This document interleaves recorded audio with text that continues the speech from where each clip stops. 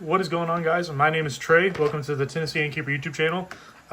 Before we get started, I've had like 6 videos recorded and put on my computer, and I tried editing them in Sony Vegas, and they never finish. They just stop about halfway through rendering, and then the video is just gone forever into the void. So the audio is going to be terrible because I'm recording on my phone.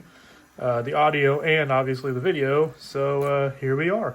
But basically, I wanted to make this video kind of explain what's been going on behind the scenes and just kind of showcase the ants again. Everything's been kosher behind the scenes. I've just been working a lot. I just started my own business. It's kind of taken off. It's like home repair stuff. It's really entertaining, I guess you say. Like, I enjoy it. I'm absolutely loving what I do.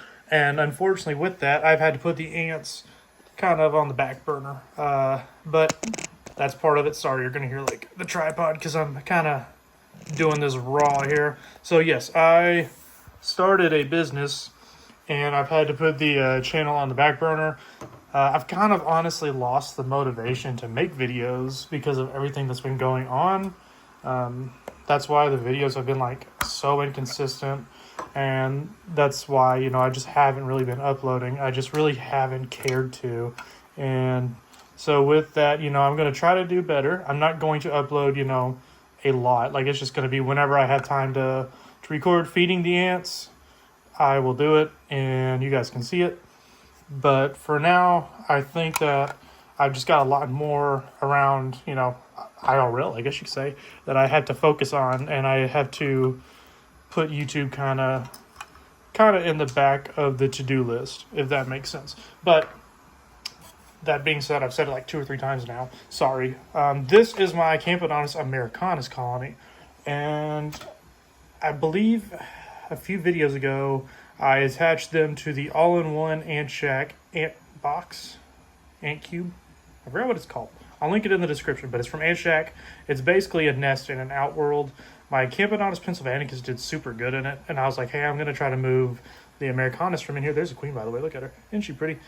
I was going to try to move them from this Tar Heel Ants Mini Hearth XL into the ant box, and they didn't want to move. They literally just use it as a glorified trash can, and with all due respect, like, that's normally what happens. So I detached them and added this other Mini Hearth XL. They seem to be using it as a dumping ground for their dead workers, which is fine. It's there if they need it and when they need it. They seem pretty cramped in there, but they're loving it. I'm not trying to force them anywhere. So yeah, I just been kind of waiting around to see if they would eventually move into the new nest here. They haven't, and that's fine. They are kind of just coming out of diapause. I've been trying to like lightly feed them because I haven't seen many workers in the outworld. There's like literally one worker in the outworld. I've been doing dubia roaches and mealworms. I don't have any more of the Formica liquid ant nectar. I've got to get some more of that, and they love that stuff. Like, these ants absolutely tear it up. So yeah, but here is the Camponotus americanus. Pretty cool to see them all moving again. They've been standing still for who knows how long besides to get water. So they've been very boring, but now they're up and going. I'm going to get them fed, and we'll move on to the next colony. All right, here is the Camponotus decipiens colony. There's quite literally nothing going on in here. It is a absolute ghost town. They've been kind of exploring the outworld, kind of not. They've ultimately just been sitting still in there. I don't know what's going on, really. I don't think that the queen died or anything. I just don't really think they're that active. It's still kind of cool in the area where I'm at, and the corner of the bookshelf that they're on, it stays kind of cold. So I need to move the heating cable back up, and maybe I'll see more activity. But they're just kind of dead. I mean, to say the least. I mean, they're alive, they're well, but they just act dead. That's all they do.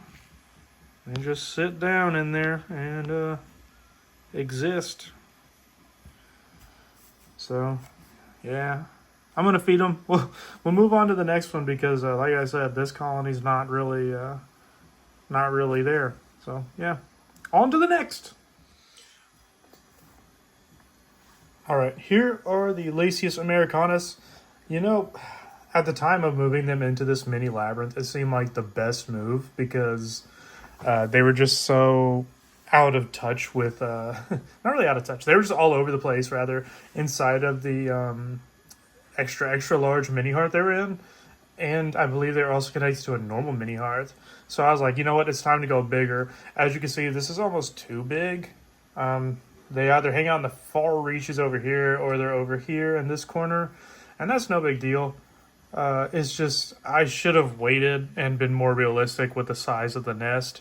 But they've got quite a bit of brood. So hopefully this year they'll just take off and like grow in numbers like exponentially. That's a big word right there. So I'm gonna feed them. You guys can check out their outworld. They really need water. Haven't got them some. I don't know what happened here. This is where the liquid feeder is. The water's in the back over here. It always leaks. So this area just looks absolutely disgusting, especially that right there. I tried cleaning it out, but it is just like stuck. It's there forever. But yeah, the ants, they come out into the outworld every once in a while. They'll kind of hang out at the top near the lid, and they just honestly think they can escape. They'll come out, and then they'll walk right back into the outworld. They're very gentle. They don't do much. It's pretty great colony to have. A lot of people say that Lasius are boring, and they are. But whenever they're swarming, whatever you feed them, and when they're like all in the outworld exploring, it's really cool to see. So if you have a chance to keep Lasius americanus or just any Lasius species, 10 out of 10 recommend. All right, we are here with the Camponotus pennsylvanicus.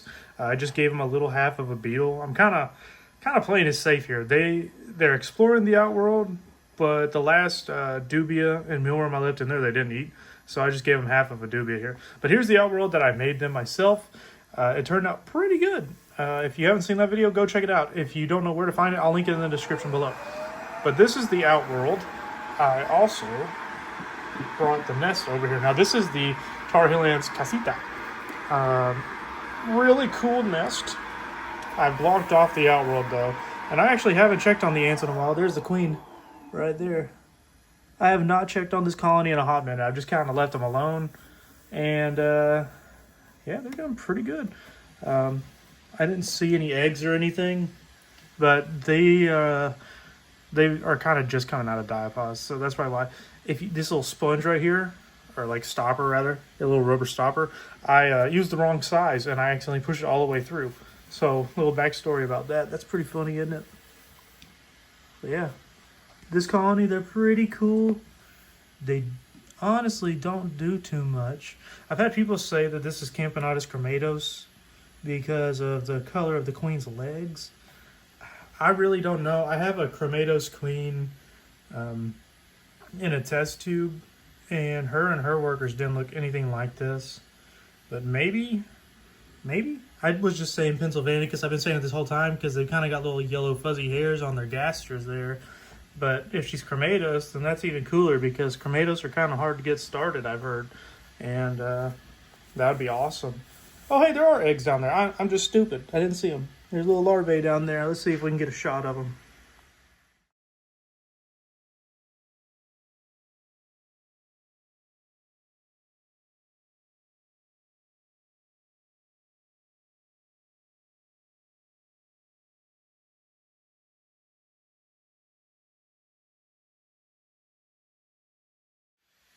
All right, this is the Formica pallidefulva colony. This is the outworld anyways. This outworld is absolutely disgusting. I have struggled to keep it clean in the sense of, like, when I open the lid, you see this fluon up here? Yeah, they just walk right over it. It does not faze them. Actually, you can see one right there. She's just nonchalantly, like, I can do this. So anytime I open the lid, they come swarming out, and I'll have like 50 or 60 ants on me. It's unreal. And as you can see, it's time to desperately clean that outworld. But I'm just too scared to do it. Not really scared. I just dread doing it. That's a better word, dread it. Because it was time for new water in these liquid feeders, instead of just pulling them out because there's so many ants on it, I just gave them a whole nother test tube full of water And that seemed to help. Hi, Wrinkles. If y'all hear my cat, I'm sorry. She's coming to say hi. But yeah, I've had to give them a whole nother test tube of water because they would just swarm me so much. I am experimenting with these ants though. Instead of cutting up the dubia roaches, I'm just killing the dubia roaches and tossing the body, I guess you say the carcass of the roach, into the outworld, and they have done just fine tearing it to pieces to eat it. So that's just been what I've been doing.